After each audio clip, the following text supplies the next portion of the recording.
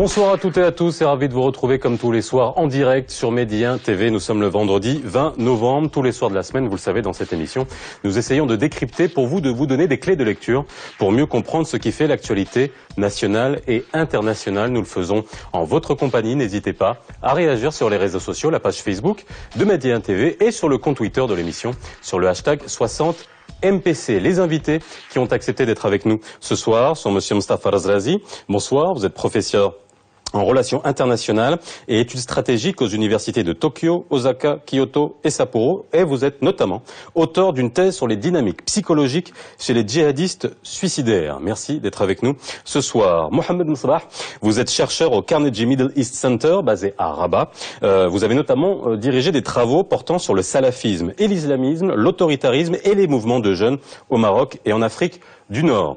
Driss Jaidan, vous êtes écrivain et professeur de philosophie. Dans quelques instants, Latefa Ibn Ziaten, qui est présidente et fondatrice de l'association Imed Ibn Ziaten pour la jeunesse et la paix, qui est la mère d'un militaire assassiné par Mohamed Merah en 2012, nous rejoindra sur ce plateau. Je vous rappelle que nous sommes en direct.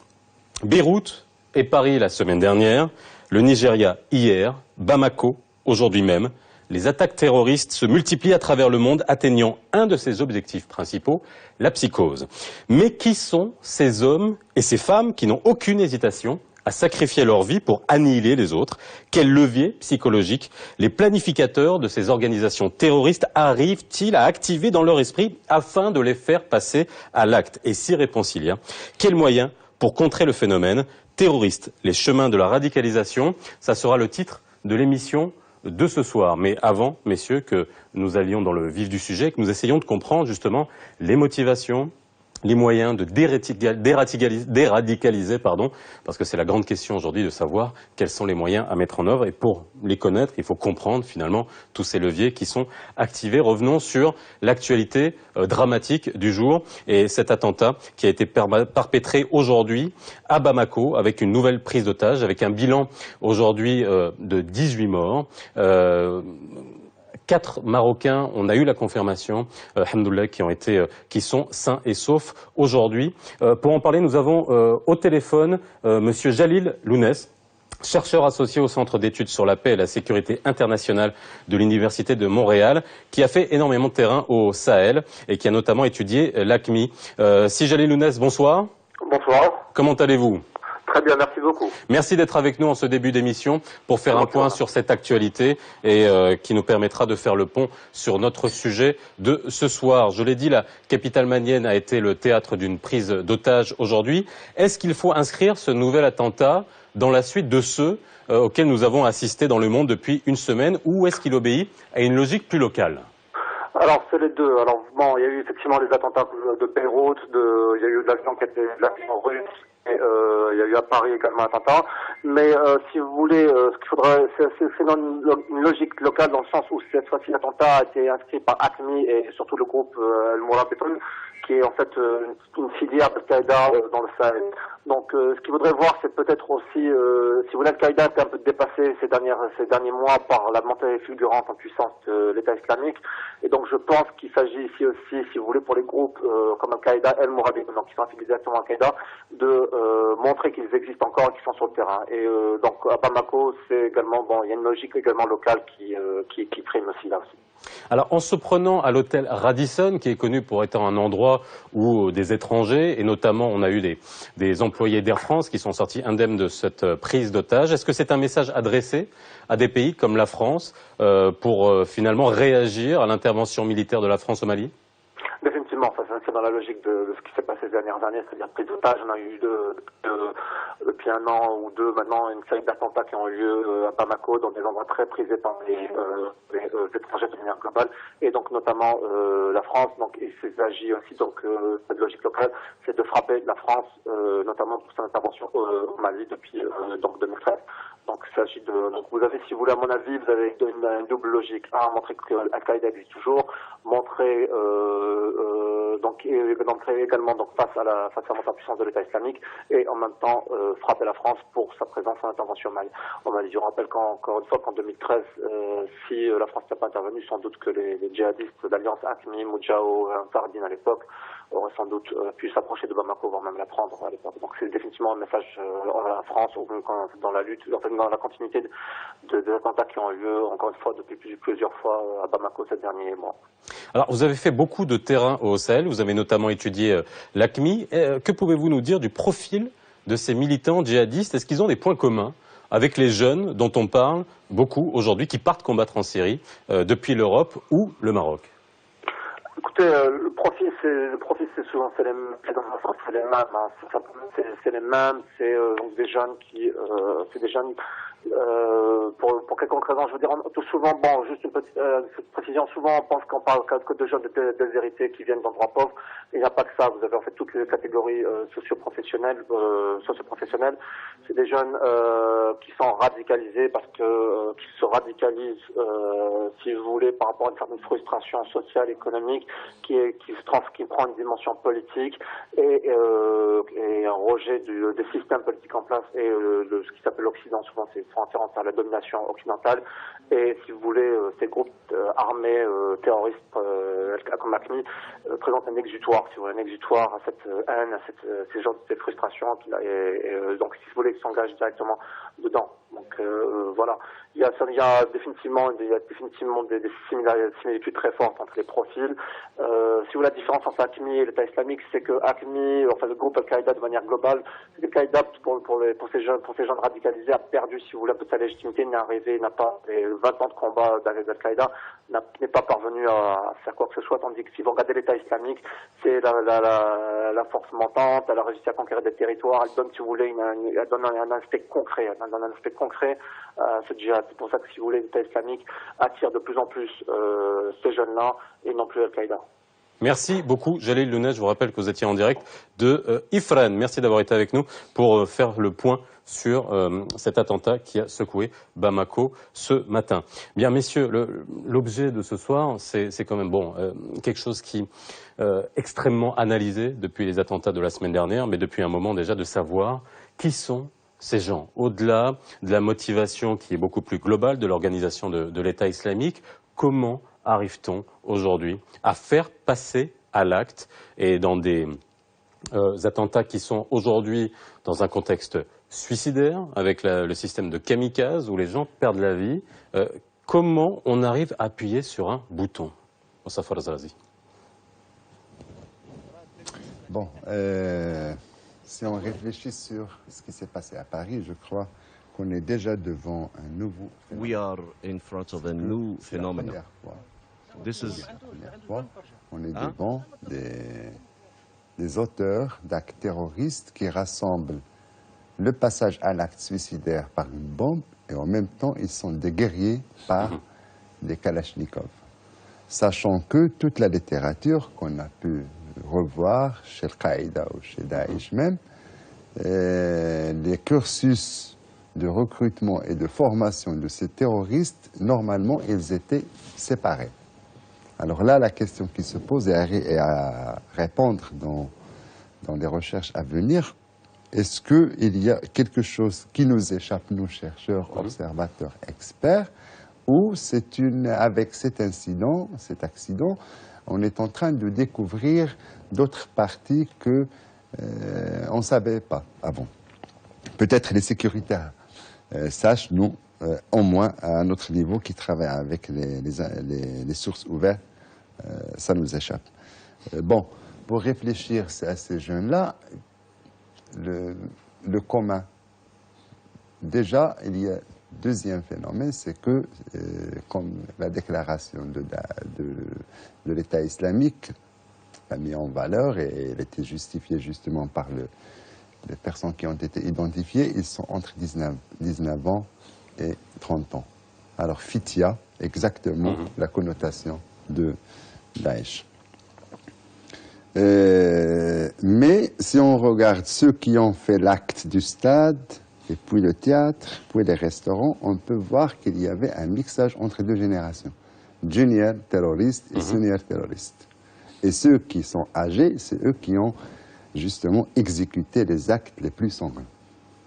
Ça, c'est des remarques tout d'abord sur le profil de l'exécution. Si on veut voir un peu leurs origines, leur psychologie. On peut remarquer, selon les déclarations disponibles, que ce sont des personnes qui ont un déficit dans les liens sociaux. Le Mostafa est avec son père,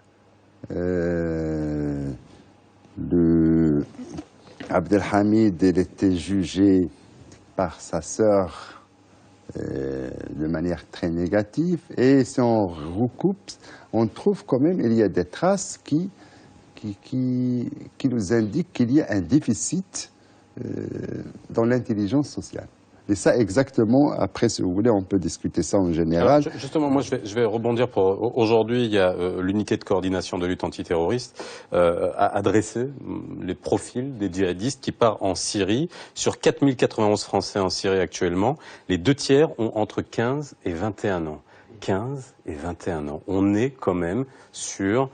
Ce sont même pas des jeunes adultes, on sort de l'adolescence, on est encore en pleine adolescence ou quasiment des jeunes adultes aujourd'hui. Est-ce que ce sont des gens qui sont les plus malléables possibles? Partons déjà sur l'âge, après on verra bien sûr tout le substrat social dont ils sont issus. Oui, ça c'est, à mon avis, c'est un trait commun pour tous les groupes, c'est-à-dire c'est pas spécifique pour la France, même si tu vois la tranche d'âge des Marocains qui partent en Syrie, c'est la même chose, c'est entre 18 et 25 ans, c'est la quasi-majorité des gens qui partent en Syrie.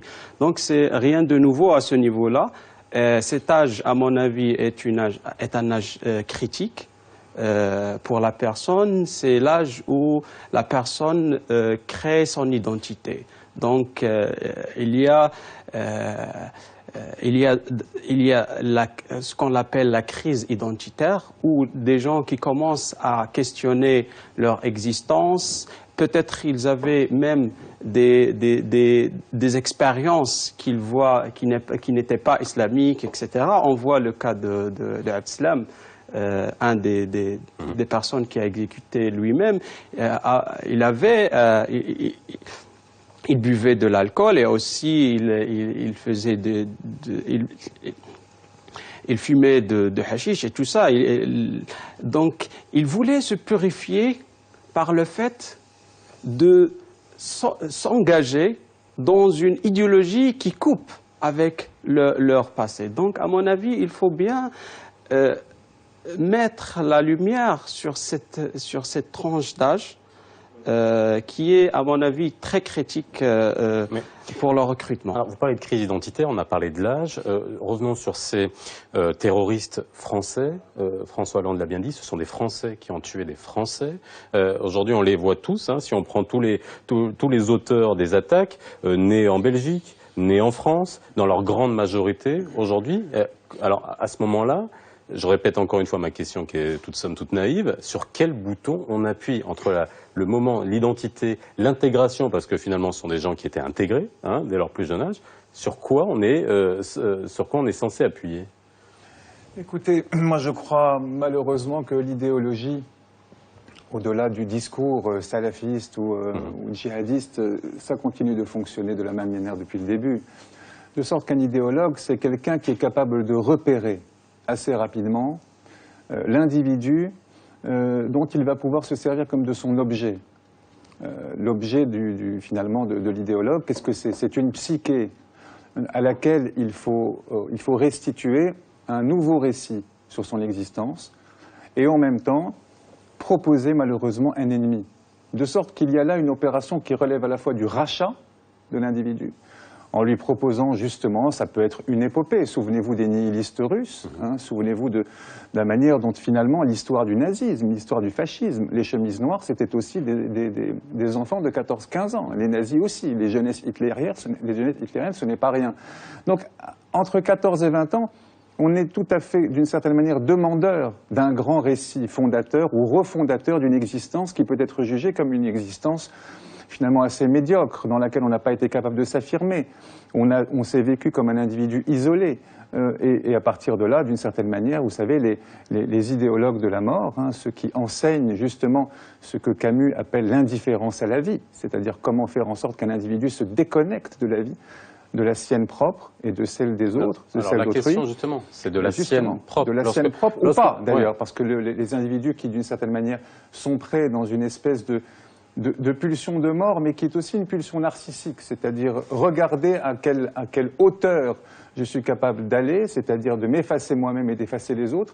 Il y a là quelque chose qui ne relève pas, à mon sens, de la détresse humaine, mais au contraire de quelque chose qui s'inscrit dans une espèce de surhumanité, à la limite. On veut aller jusqu'au bout en montrant qu'on est capable de s'effacer soi-même et d'effacer les autres. Donc pour arriver à faire cela, il y a des méthodes, il y a des récits. Il y a malheureusement cette espèce de malingénie qui est celui des idéologues, qui a toujours fonctionné de la même manière et qui consiste véritablement à être capable de repérer des cibles, capable de leur proposer un nouveau récit, capable d'une certaine manière de faire en sorte que ce qui s'est passé avant explique à la fois ce qui va se passer après, c'est-à-dire en gros, ta vie n'a pas été celle que tu voulais, mais je vais t'expliquer pourquoi, et d'une certaine manière, si tu me fais confiance, tu auras la vie que tu mérites. Et en même temps, je vais te désigner le pourquoi, alors ça peut être l'ennemi idéologique, comme ça peut être l'ennemi physique aussi, qui a fait que tu n'as pas pu être au meilleur de toi-même. Et au meilleur de toi-même, tu dois tout simplement coïncider avec le récit que je te propose. Il suffit de relire Les Justes de Camus, où vous avez un dialogue absolument extraordinaire entre un individu qui dit « nous voulions être des justiciers et nous sommes devenus des assassins », et d'une certaine manière, non pas son co-religionnaire, mais son co-criminel, lui dit « mais au bout du compte, comprends bien que nous ne sommes rien ». Car la finalité de tout cela, c'est de faire en sorte que les individus puissent à la fois exister, éprouvent une puissance d'exister, et en même temps n'être rien.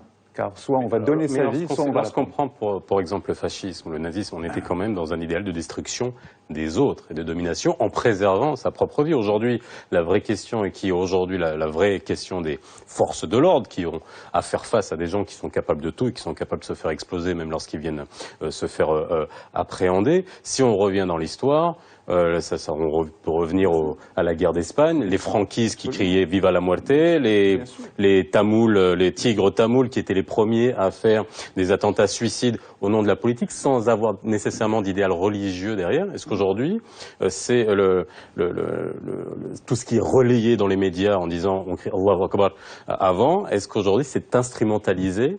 Est-ce que c'est juste un déclic? Ou est-ce que c'est vraiment le fondement du passage à l'acte, du passage au suicide, parce que c'est un suicide? Je crois qu'il y a deux récits. Il y a tout d'abord le récit d'organisation et le récit individuel. Je suis d'accord justement avec notre ami, parce que déjà, bon, les anglophones ils ont développé tout d'abord les objectifs. Pourquoi on fait le passage à l'acte? Il y a trois axes. Dying to kill, killing to die, et dying to win, or killing to win. Il y a ceux, on a trouvé justement dans une étude de terrain, il y a ceux qui n'avaient pas le courage de commettre le passage suicidaire, le passage à l'acte, le suicide normal, pathologique. Alors ils cherchent un appui de l'extérieur, mais très peu, ils représentent une minorité. Il y a ceux justement qui s'inscrivent dans une doctrine de valoriser soi-même dans une construction justement de l'identité personnelle. Et là, le problème, ce n'est pas la pauvreté, c'est les conditions vulnérables qui posent ou qui créent un obstacle contre la construction du soi. Et ça, si on le trouve souvent. Généralement, il y a trois déficits. On a pu catégoriser, c'est très théorique, mais pour ne pas généraliser, il y a des gens avec un déficit d'intelligence cognitive qui représentent une minorité. Et ça, c'est pas la majorité des études. Il y a Gerold Post, il y a Seligman, et ça, c'est les grands maîtres qui ont travaillé sur la psychologie suicidaire, ils ont relevé ça aussi.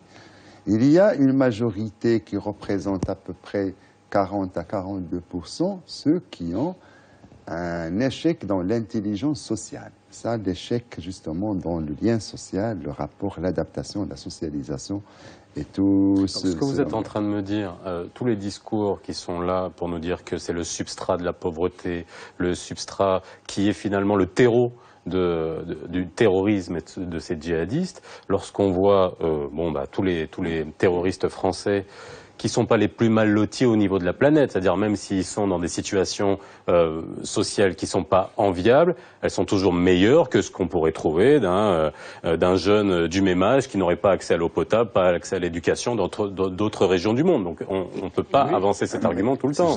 Mais il y a justement le troisième axe, oui. C'est l'échec de l'intelligence affective. Ils peuvent être riches, le cas de Ben Laden. Ben Laden, sa mère, syrien, mariée avec un Yéménais de nationalité saoudienne, avec des problèmes familiales, il y aura du divorce à l'âge de 3 ans, à l'âge de 7 à 8 ans, son père il perd sa vie dans un accident d'hélicoptère. À l'âge de 12 ans à 13 ans, son grand frère aîné, Salem, il reproduit le même drame d'accident Et puis, il avait un échec social même quand il était à l'école. Il a reproché à Abdallah Azzam qui n'a pas accepté justement de l'accompagner. Et c'est de là qu'il a pris son chemin. Il y avait des petites, je vais pas les juger négatifs ou positifs, mais il y avait 2 incidents aussi, parfois, et ça c'est important dans cette analyse. Le fait de retirer la nationalité, par exemple, de Ben Laden, Lui a poussé. ils lui ont donné une construction identitaire de l'international. Et c'est se reproduit avec Zarqawi. Et ça, c'est aussi, dans les politiques, il faut faire attention à ça. Soit tu les ramènes à la justice, mais sans contribuer à internationaliser la construction identitaire djihadiste. Alors, Latefa Ibn Ziaten vient d'arriver sur le plateau. Merci d'être avec nous ce soir. Merci de nous avoir rejoints. Je rappelle que vous êtes présidente et fondatrice de l'association Ahmed Ibn Ziaten pour la jeunesse et la paix. Vous êtes la mère du défunt militaire assassiné par Mohamed Merah en 2012. Nous essayons aujourd'hui de comprendre qui sont les gens qui passent à l'acte, et vous en connaissez un rayon aujourd'hui puisque vous avez notamment reçu un prix de la Fondation Chirac pour votre action de terrain, pour le dialogue interreligieux et pour la lutte contre la radicalisation. Lorsque vous êtes allé voir les jeunes dans le quartier, justement, où vivait Mohamed Merah, il y a quelque chose qui vous a choqué, c'est le fait qu'on le considérait comme un héros, que les jeunes le considéraient comme un héros. Quand vous avez rencontré ces jeunes, est-ce que vous avez compris pourquoi, comment ce statut de héros, de martyr, pouvait rentrer de manière aussi naturelle dans l'esprit de ces jeunes? Vous savez, moi je voulais savoir, je vous remercie de votre invitation, c'est un grand honneur pour moi d'être parmi vous, et par la première fois que je témoigne aussi de mon drame qui nous a frappé, moi et ma famille. Je voulais savoir qui était Mohamed Merah. C'est très important pour moi parce que un jeune de 23 ans qui tue 7 victimes, pourquoi et comment? Quelle éducation qu'il avait? Comment il vivait, ce jeune homme? Et quand je suis allée dans ces cités, je vais aller m'adresser aux jeunes. Et quand je me suis adressée aux jeunes, 40 jours après l'assassinat d'Ahmed, Allah yarhamou, et quand je posais la question, s'il vous plaît, est-ce que vous savez où il habite Mohamed Merah? Le jeune me regarde, s'il vous plaît. Et un jeune, il s'est élevé, il a souri, il m'a dit, mais madame, vous ne regardez pas la télé, vous ne lisez pas les journaux. Mohamed Merah, c'est un martyr, c'est un héros de l'islam. Il a mis la France à genoux.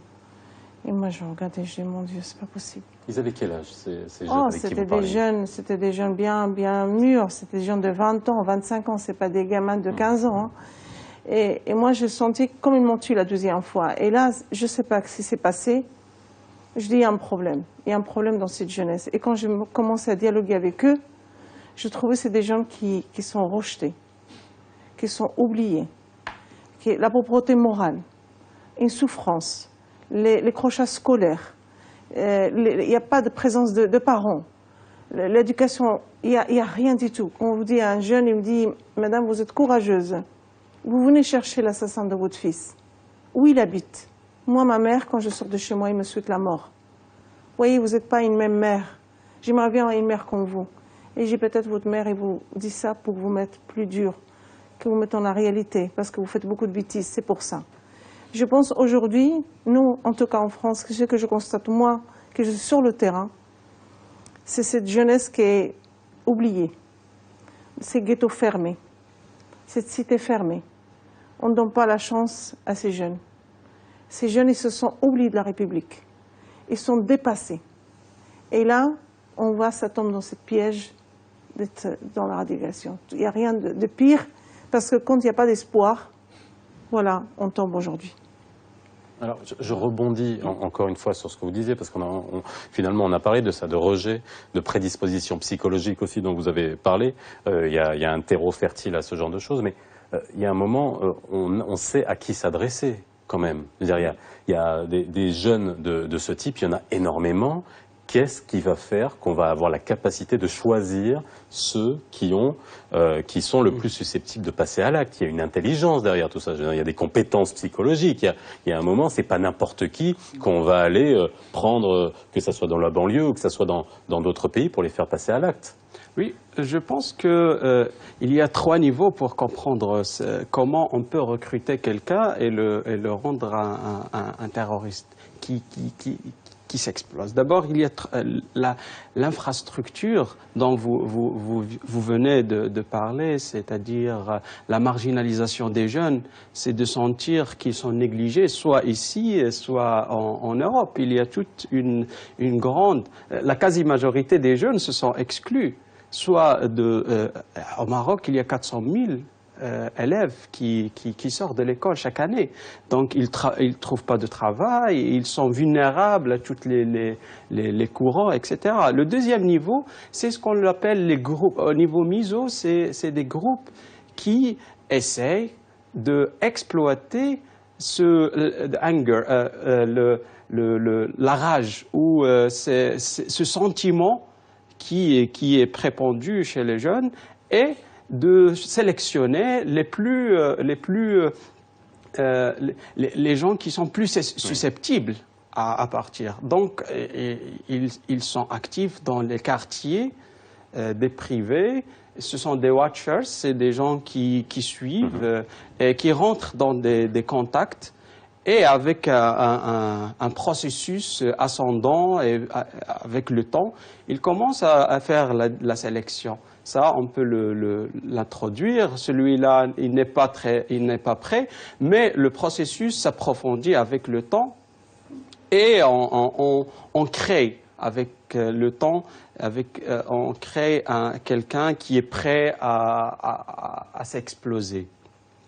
Mais ce qui est intéressant, à mon avis, ce qui s'est passé à Paris récemment, nous montre que ce processus s'est devenu très vite et plus rapide qu'avant, parce que les gens qui rentraient qui faisaient ces actes, s'est radicalisé dans une période de 6 mois. Ce n'est pas une très grande période. On ne parle pas des seniors, mais on parle des juniors.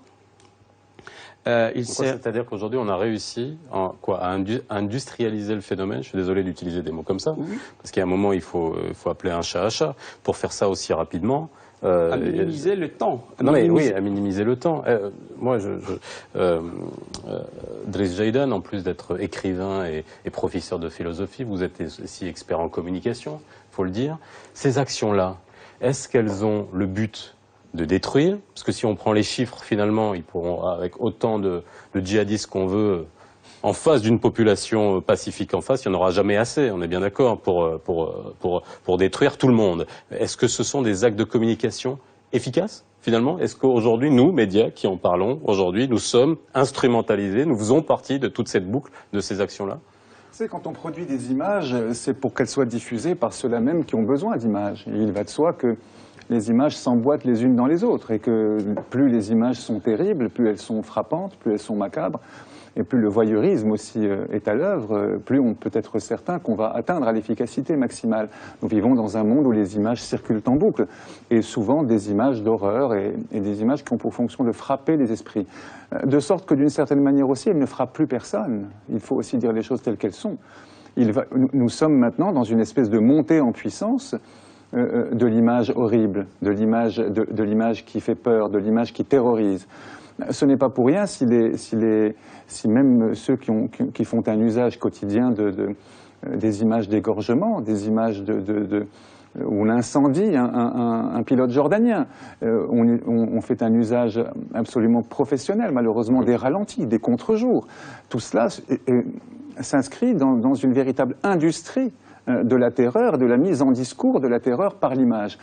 Et ce n'est pas pour rien, c'est aussi le moyen par lequel on atteint des jeunes, le moyen par lequel on sait très bien que ces images circuleront, qu'elles seront reprises. Et c'est là aussi la vigilance dont doivent faire preuve les médias, les responsables éditoriaux, les gens qui savent très bien ce qu'ils manipulent et ce que cela peut faire à des esprits qui n'ont pas encore suffisamment de recul, surtout quand ce sont des esprits qui sont nés dans les années 2000, qui ont aujourd'hui qui ont 15 ans aujourd'hui, et qui ont vécu à la fois la déconnexion par rapport au monde réel, et en même temps l'idée que les images sont-elles la réalité. Alors on va faire une petite pause. Juste après Latefa Imziatens, il serait intéressant de savoir comment vous, quel message vous délivrez. Parce que votre lutte aujourd'hui, c'est d'essayer de déradicaliser, d'essayer de trouver les mots justes. Vous nous direz comment vous faites après une petite pause.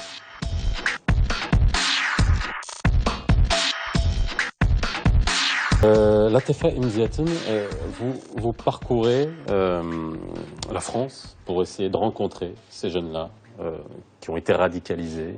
Vous essayez de leur parler. Finalement, vous rencontrez quoi et quels mots vous utilisez pour leur faire comprendre qu'il y a une autre voie?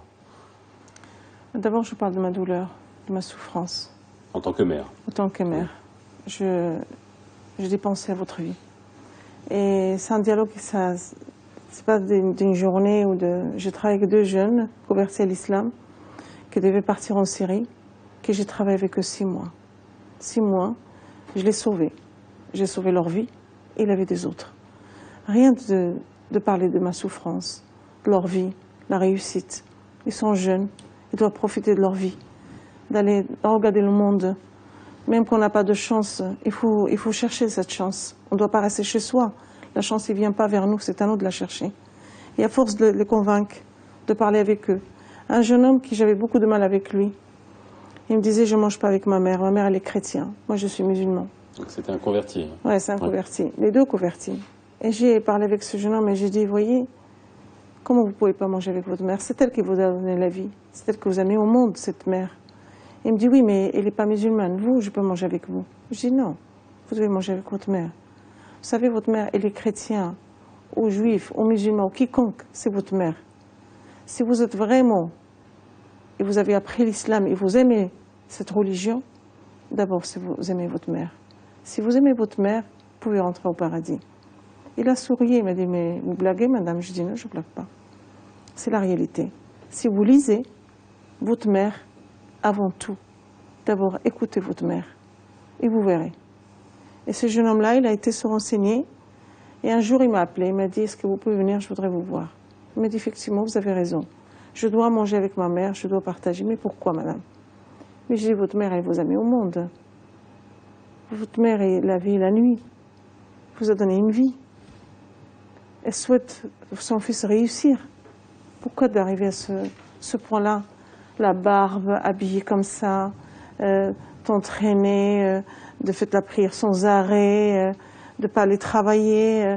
Est-ce qu'on prie toute la journée, on ne va pas travailler? Le Dieu, il n'a pas dit ça. Et ce jeune homme, je ne sais pas, il avait larmes aux yeux. Et 6 mois, dur, mais dur, et regardait avec ses yeux froids, on dirait qu'il ne me voyait pas. Et ce jour-là, il m'a vu. Et là, les larmes sont coulées. Et alhamdoulilah, il a réussi. Il a un petit garçon, il travaille, il est toujours dans l'islam, il pratique, mais avec beaucoup de modéré, avec beaucoup d'amour et beaucoup de respect. Mais ça reste une fragilité toujours.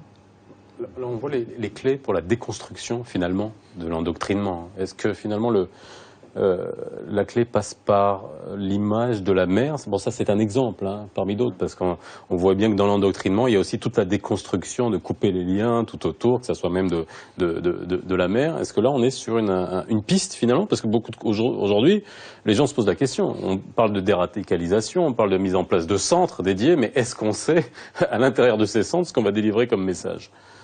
Oui, je crois que la mère, c'est piste clé pour radicaliser et déradicaliser.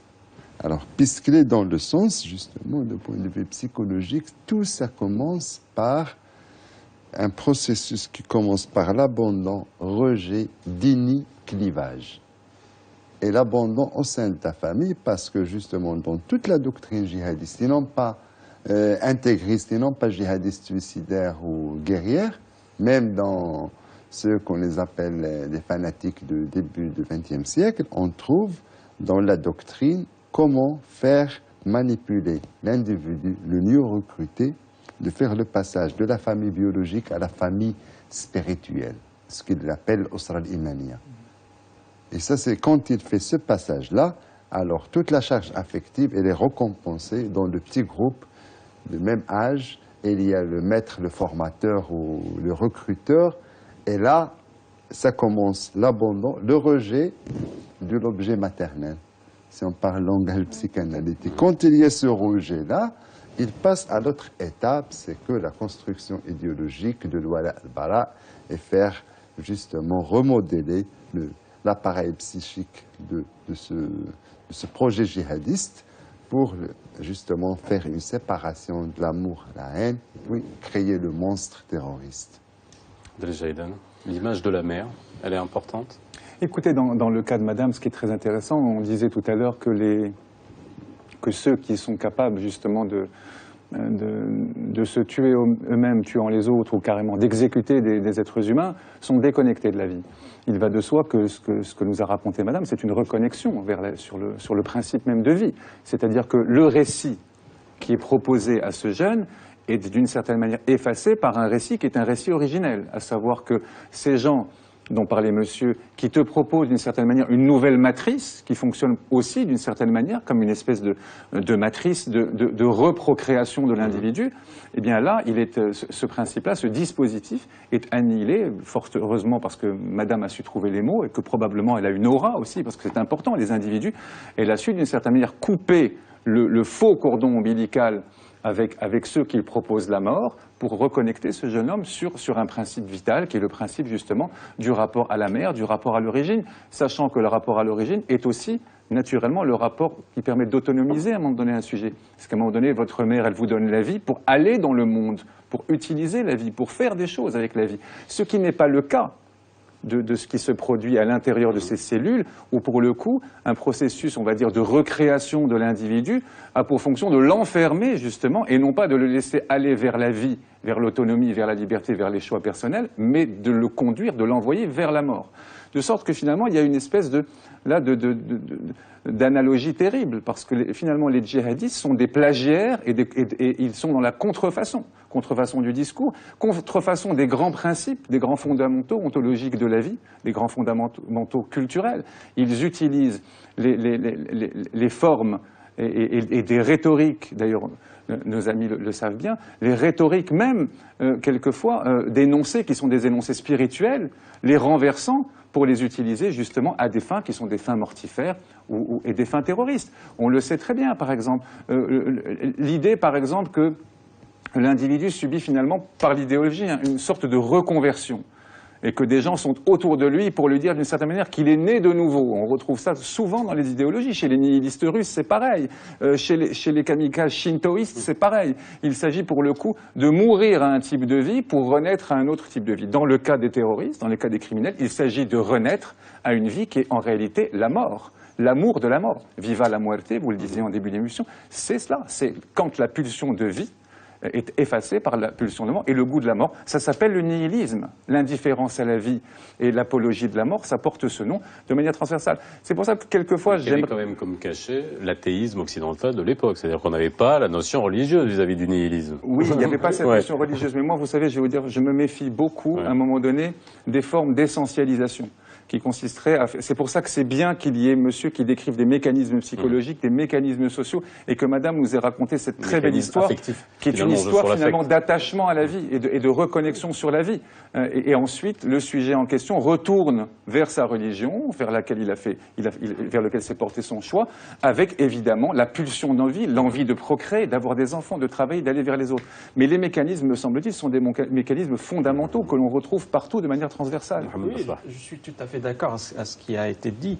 Qu'est-ce qui caractérise, en fin de compte, un groupe djihadiste? C'est un secte qui essaye de créer un alternatif de la famille, de la société, et de donner toutes les nécessités, c'est-à-dire une compréhension de la vie et aussi toutes les émotions que la personne au sein de ce groupe a besoin, et aussi les besoins physiques. C'est-à-dire il essaye de créer un groupe qui substitue tout le reste. Et donc il l'isole et il lui donne tout ce qu'il a besoin. Donc le plus important pour faire déradicaliser ces gens-là, c'est de lui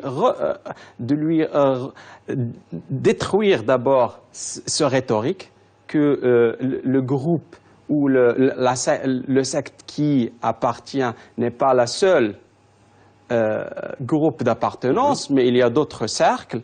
Et la deuxième, c'est de lui donner ce qui a perdu dans la société et qui a trouvé chez ce groupe-là. Alors justement, l'expérience de Latefa Inziaten, est-ce qu'on va pouvoir la reproduire de manière artificielle dans des centres, ou est-ce qu'il faut une armée de Latefa Inziaten qui va aller finalement dans les lieux de vie de ces jeunes, parce que qui sait qu'on va envoyer? Encore une fois, vous, ça a fonctionné, vous avez dit c'est dur, il faut continuer à lui parler, il faut le regarder dans les yeux, il faut donner du temps, il faut redonner cette image de vie de la mère, et là est-ce qu'on va avoir les moyens de l'amour, parce que c'est important, même je parle aux parents, parce que certains jeunes, ils ne sont pas aimés par ses propres parents des fois, parce qu'il n'y a pas de dialogue.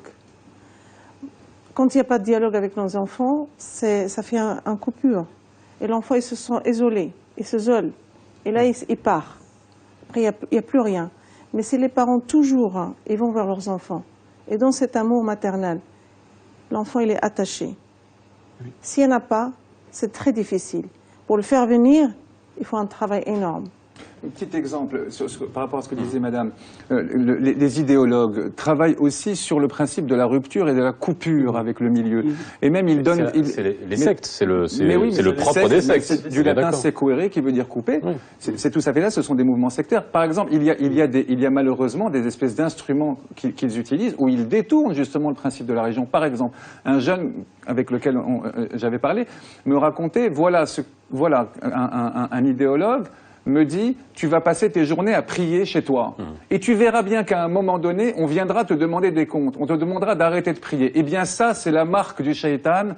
Et là, tu comprendras que les gens chez toi sont diaboliques parce qu'ils ne veulent pas que tu pries. Songez à quel point, comment est-ce qu'on utilise le principe de la prière, qui est un principe magnifique, spirituel, de liberté intérieure, pour donner finalement... qui n'est pas propre à l'islam. C'est-à-dire là, vous êtes en train de me dire exactement ce qu'on a pu observer dans des sectes de tous bords. Absolument. Voilà, prier toute la journée. Je vous donne un exemple parce que nous sommes concernés dans la société marocaine. C'est l'exemple, mais on pourrait le prendre pour l'Opus Dei, faisait pareil en Espagne et tant d'autres. Mais c'est ça aussi, la manière dont on va donner à ces jeunes les moyens de détecter le démon par la prière chez soi. De sorte qu'à un moment donné, si le père dit, bon ben, la prière, c'est 5 fois par jour, il y a des prières surérogatoires, des nafilètes, comme on dit, mais à un moment donné, il faut travailler, il faut aller vers les autres.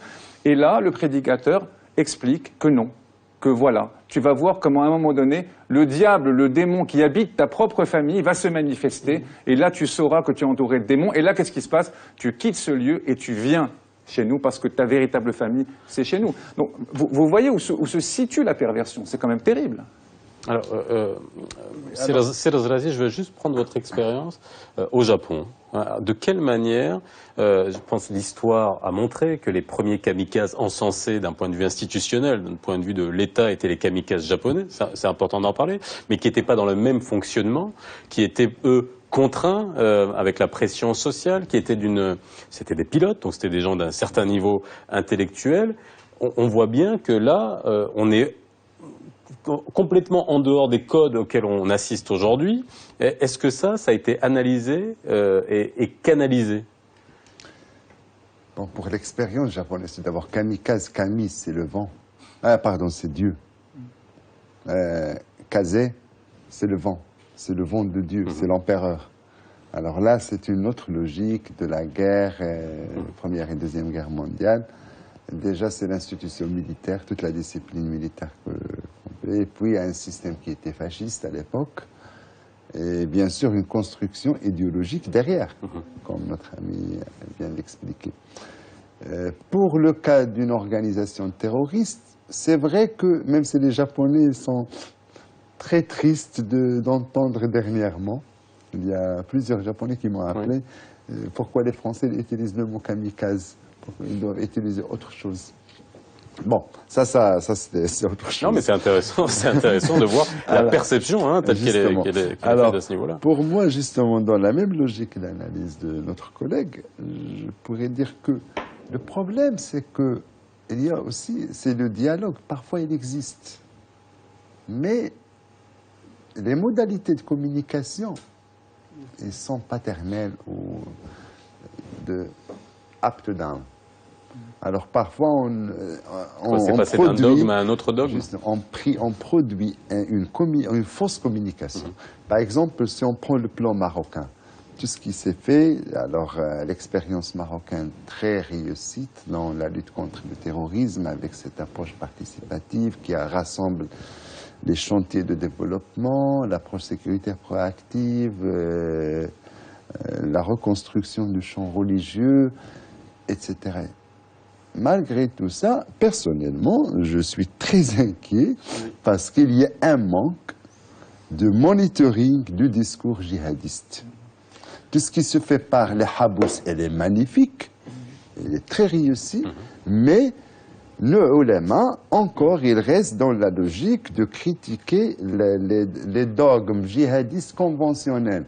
Et ils ne savent pas que Daesh, il reproduit son discours chaque jour. À titre d'exemple, notre ami a parlé de cette question de démon, Satan, comment le faire, comment le découvrir. Il y a par exemple ce qu'on appelle la prière d'accompagnement, ce qu'ils appellent les djihadistes. Salat, dua al-suhba, dua al-rabita, en arabe. Qu'est-ce qu'ils font? On est 4. Un, il fait la prière pour les 3, sauf lui. L'autre, il fait la prière pour tout le monde, sauf à lui. Pour créer une construction d'interdépendance au groupe, même dans le lancement vers le futur et la construction identitaire. Il y a autre. Avant le passage, dans la préparation des kamikazes, qu'est-ce qu'ils font? Ils disent que la mort de martyr, elle est comme puce d'abeille. Kharsatun nahl. Ils font ça, ils font un groupe et ils commencent à faire comme ça et ils lisent le hadith pour introduire, pour faire l'introjection de l'angoisse de la mort. Et s'ils réussissent à faire ça, c'est fini. C'est une construction de machine. Et c'est pourquoi que les Américains l'appellent terrorist industry, terrorist machine. It has nothing to do with the human being anymore. Oui, je veux juste commenter sur l'idée pourquoi, même si le Maroc a lancé un grand projet pour lutter contre le terrorisme, qui est basé sur les 3 axes que vous venez décrire, pourquoi, même si ce grand chantier de contrer la radicalisation, pourquoi ça n'a pas marché, pourquoi on a 1500 Marocains en Syrie et la machine encore produit des jeunes radicaux. Moi, je pense que l'approche... C'est pas un travail qui va donner des résultats tout de suite, on est d'accord. Mais la machine produit encore, elle n'a pas séché les sources. Elle essaye juste d'intervenir lorsqu'il y a un problème. Et le deuxième faille de cette approche, à mon avis, c'est qu'elle est macro. C'est-à-dire, elle s'intéresse au niveau macro. Mais il n'y a pas, par exemple, à mon avis, un dialogue direct sur des bases idéologiques avec les jeunes djihadis en prison et les jeunes qui sortent du prison. Il n'y a pas de réintégration et la réhabilitation. À mon avis, la première chose de faire avec les jeunes qui sortent du prison, les jeunes djihadis qui sortent du prison, c'est la réhabilitation psychologique. Ce sont des gens qui ont passé par une expérience très difficile. D'abord, ils doivent être munis par des mécanismes pour réintégrer la société et aussi les réintégrer économiquement et socialement et refaire tous les liens qui ont été coupés pour une certaine période. Ça, à mon avis, si on fait ça, on peut faire... Vous avez vu des jeunes en prison, justement? Oui, vous avez vu comment ça se passe dans les prisons, oui. de quelle manière, finalement, ça continue ou pas? C'est horrible. C'est horrible dans les maisons. Les maisons d'arrêt, c'est horrible en France. Certaines maisons d'arrêt que j'ai travaillées, c'est l'horreur. D'abord, un prisonnier, quand il rentre, il est là pour payer ses dettes, n'est-ce pas? Mais on doit le faire, on doit donner des règles. Il n'y a pas de règles. Le prisonnier, il reste dans ses cellules. S'il veut rester 23 heures sur 24, il reste. Les cellules d'un État, l'horreur. L'horreur totale, entre les rats et les cafards. Il y a de la haine qui se remplit. Alors, les fonctionnaires, ils ont des règles, et les prisonniers, ils n'ont pas de règles. C'est qu'il faut, je ne veux pas sortir de ma cellule, je ne sors pas. Le droit de l'homme, il ne faut pas les forcer. Et cet homme qui est dans la prison, ben, il se remplit, il s'enrichit. Et quand il sort de prison, il devient un monstre. Il ne peut pas trouver sa place dans la société. Finalement, on lui fournit un des ingrédients qui est l'isolement et la coupure dont on parlait tout à l'heure. Alors, moi, quand j'entends il faut l'isoler, moi, je travaille avec un jeune qui était isolé, qui vient de Syrie. Il avait les yeux sortis de sa tête. Vraiment, les yeux vraiment étaient sortis. Et moi, à force de le regarder, de l'écouter, je regardais toujours ses yeux. Il m'inquiétait. Et j'ai dit, mais pourquoi vous avez ce regard? Ce regard, il me fait peur. Il m'a dit, madame, je ne dors pas toute la nuit. Pourquoi vous ne dormez pas? Toute la nuit, il frappe dans la porte. C'est qu'il faut, il ne me laisse pas dormir. Alors, vous voyez, quelqu'un qui est prisonnier, comment on peut le traiter? Comment ils peuvent sortir, cet homme-là? C'est fini pour lui. Est-ce qu'ils sont des prisonniers avec une plainte jugée comme terroriste ou juste... Comme terroriste. Celui-là qui est venu, c'est quelqu'un qui est parti lui-même et il est rentré lui-même. Vous voyez? Il est parti parce qu'au bout de 3-4 mois, il a appris, il est tombé fou dans cette secte, il a vidé ses comptes, il est parti en Syrie. Et quand il a voulu partir, il a pris ses affaires et se trouvait en France. Il le met dans la prison. Il le met isolé. Il est seul. Alors, permettez-moi, bon, je partage avec toi tout cet effort énorme, mais quand même, j'ai des réserves vis-à-vis de cette approche trop humaniste. Pourquoi? Parce que je ne parle pas de moi-même, en tant qu'observateur.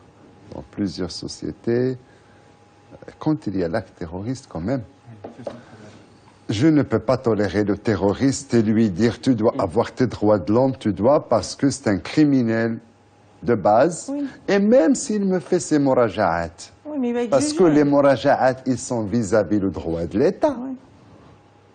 Est-ce qu'il doit s'excuser pour toute la société? Quand même, pour lutter contre le terrorisme, il faut prendre comme le bâton du milieu. C'est vrai, défendre les droits de l'homme, avoir cette magnifique, et vraiment, je te salue, cette magnifique état d'esprit humaniste de donner, d'aider ces jeunes, mais en même temps, la raison d'État, la raison du droit, la raison de protéger la société, il doit to remain active, oui, à mon sens. On doit le faire souffrir, et il va être jugé, et quand il va sortir comment? Et il y a aussi... C'est ça qu'il faut penser. Est-ce qu'on doit faire preuve de pragmatisme? C'est ça qui m'inquiète, moi, le plus. Il y a une vraie question qui est, ne pas franchir la limite de victimiser les djihadistes, finalement. Bon, parce que c'est vrai, on peut aussi, à partir du moment où on part du principe qu'ils ont été endoctrinés, on peut les considérer comme des victimes d'un endoctrinement, mais à partir du moment où ils sont passés à l'acte, comme vous l'avez dit, la raison d'État, on peut les considérer comme des criminels. Déjà, la frontière aussi, là, elle est entre pragmatisme, on parle bien des solutions, hein, on voit bien que des pistes sont à faire. Est-ce qu'on doit faire preuve de pragmatisme, d'humanisme? Le résultat qu'on veut, c'est quoi? C'est éradiquer ces gens-là de la société, où on le sait très bien qu'on ne peut pas le faire, et les réinjecter en ayant fait une espèce de rétro-lavage de cerveau. Écoutez, la limite, c'est d'abord le passage à l'acte. Il va de soi que le meurtre est une limite qui a été franchie, c'est-à-dire l'effacement de l'autre, la volonté d'effacement de l'autre, dès lors que l'individu a franchi justement le rapport à la vie. c'est très difficile de le considérer comme un sujet à part entière. Pour autant, si on peut faire le travail qui consiste à protéger la société, protéger les individus avant le passage à l'acte. Qu'est-ce que nous disons depuis tout à l'heure? Nous essayons de comprendre modestement dans cette espèce de faisceau psychologique, social, historique, et encore nous n'avons même pas abordé les affaires du monde. De sorte que les prédicateurs ou les idéologues sont à ce point intelligents, c'est un tel génie du mal, et une telle connaissance aussi de la machine humaine, que si un récit ne fonctionne pas, on ira en chercher un autre. De sorte qu'à un moment donné, c'est une chaîne ganglionnaire qui fait que depuis ce qui vous est arrivé devant la porte de la maison jusqu'à ce qui se passe à Gaza, une cohérence se met en place qui fait qu'un individu, à un moment donné, peut circuler sur cette espèce de fil tendu entre un récit individuel qui peut être banal et ce qui peut se produire en Cisjordanie ou en Tchétchénie ou ailleurs. D'ailleurs, c'est pas pour rien d'ailleurs que souvent vous avez des photos de gens qui sont des Tchétchènes, qui sont des Razaouis, qui sont des Irakiens. C'est qu'à un moment donné, pour les idéologues, tout doit fonctionner. Et ça fonctionne au ressentiment. Il va de soi que, vous savez ce que disait Nietzsche, l'homme du ressentiment le plus hideux des hommes, mais qui a été rendu hideux aussi par ce qui lui est arrivé à lui, ce qu'il a accepté de lui-même et sur lui-même, et ce que les événements ont fait de lui. Mais là où il faut réfléchir, et c'est un problème, si vous voulez, qui pose une vraie question en philosophie du droit. Parce que ce malheur qu'est le terrorisme a largement entamé la philosophie des droits de l'homme. Qui sont-ils ces individus? Sont-ils encore humanisés? Moi, je pense que ces gens-là sont démoralisés au sens où il n'y a plus la morale humaine. Ils sont déconnectés de la vie, déconnectés de l'humanité. C'est pour cela qu'ils franchissent, avec, à un moment donné, le cap et qu'ils sont capables d'effacer la vie. Donc ça pose une vraie question. Les droits de l'homme, il s'agit aussi d'un homme respectueux de la vie, respectueux des autres. Et moi, je n'ai pas de réponse. Tout ce que je peux vous dire, c'est que ce sera probablement un questionnement sur les 20 ou 30 prochaines années. À mon avis, il faut faire un filtre entre deux types, au moins deux types. Ceux qui ont fait des actes, oui, ça je suis tout à fait d'accord, ça, la raison d'État... Pardon de vous interrompre, Guantanamo, c'est une horreur. Il ne s'agit pas non plus de dire qu'il faut torturer, qu'il faut avilir des êtres humains. Il faut lutter contre ces lieux. Parce que ça fait partie, bien sûr. Ça amène de l'eau au moulin. Oui. Il faut faire la distinction entre plusieurs types. D'abord, c'est les gens qui ont fait des actes, je suis tout à fait d'accord, et personne ne va en discuter. Mais il y a manzila bayna al-manzilatayn, quelque chose en milieu. C'est des gens qui viennent de se radicaliser, mais qui n'ont pas vraiment passé à l'acte. Peut-être ils ont l'intention à faire l'acte, mais à un moment donné, par exemple pour les gens qui ont parti en Syrie, et à un moment donné, il y a un processus de désillusionnement, qui ont regretté, ils ont vécu une autre réalité qui est tout à fait différente. Même s'il a commis des crimes en série, ça ne nous concerne pas. On est trop nationaliste, puisqu'il n'est pas criminel chez nous. Non. Mais il y en a plusieurs qui n'ont pas commis des actes. Ils étaient indoctrinés, mais en fait, ils ont passé un mois, 2 mois, et puis juste Donc, comment on va faire vis-à-vis ce type-là? Ça, c'est une autre... Il nous reste 1 minute. J'aimerais la consacrer à vous, Latifa Bizatan, si vous avez un message aujourd'hui. Vous nous l'avez livré. Vous avez livré votre expérience. Juste pour finir cette émission, parce que vos témoignages ont été vibrants. On connaît votre expérience et votre vécu. Si aujourd'hui vous deviez parler à un de ces jeunes qui sont en train d'être radicalisés, vous lui dites quoi? D'abord, c'est un conseil aux parents d'abord. Les parents, c'est l'éducation, elle est mondiale. Pour donner un bon sens à nos enfants, c'est nous d'abord. La base, ça se passe à la maison. Si vous avez un modèle à la maison, l'enfant, il doit être vraiment bien dans sa peau. Il peut voler avec ses propres ailes. Aujourd'hui, quand je rentre un enfant, vous savez, je témoigne devant 200, 400, 100 élèves par jour dans l'établissement scolaire. Et quand je parle d'amour, les enfants, ils se mettent à pleurer. Ils ne pleurent pas par ma souffrance, parce que je touche leur souffrance. Il y a beaucoup qui souffrent, cette jeunesse aujourd'hui. Ils sont en souffrance. C'est pour ça que je vous dis tout à l'heure, ça manque de dialogue familial, ça manque d'amour, ça manque de cadre. Les enfants ne sont pas tous bêtes, ils sont tous intelligents, mais ils ont besoin de quelqu'un qui le cadre. Quelqu'un qui peut donner de l'amour, quelqu'un qui peut le accompagner le voir grandir. Ces jeunes, la plupart, quand vous regardez leur parcours, c'est une catastrophe. Alors, Regardez. reconstituer le lien Parce que social moi, et la cellule je suivais le parcours de Mohamed Marrah. Pourquoi j'ai pardonné à Mohamed Marrah? Je ne l'ai pas pardonné ce qu'il a fait, mais je l'ai pardonné ce qu'il était. Il avait aucun amour, il a grandi dans la haine, dans la souffrance et dans la prison. Et regarde ce qu'il a fait. Il a tué 7 victimes et pour lui, il va partir en paradis. Et c'est ça que je dis aux jeunes. C'est pas au paradis qu'il va partir, c'est en enfer. Parce qu'il a volé la vie des autres. Il a détruit sa vie. Il a laissé sa souffrance de sa famille. Il a fait la terreur dans sa ville où il habitait. Il n'a rien fait de beau, Mohamed Marrah. Mais malheureusement, ce jeune qui manque d'amour, qui manque d'éducation, qui manque des règles, il ne sait même pas sa identité. Il manque de confiance. Et c'est ça que je passe ce message. Merci beaucoup, Latifa Mzet. Merci à vous d'avoir été avec nous ce soir. Excellente soirée sur Média TV, la rediffusion à 22h40. Si vous vous avez pris en route, je vous souhaite un excellent week-end et on se retrouve lundi.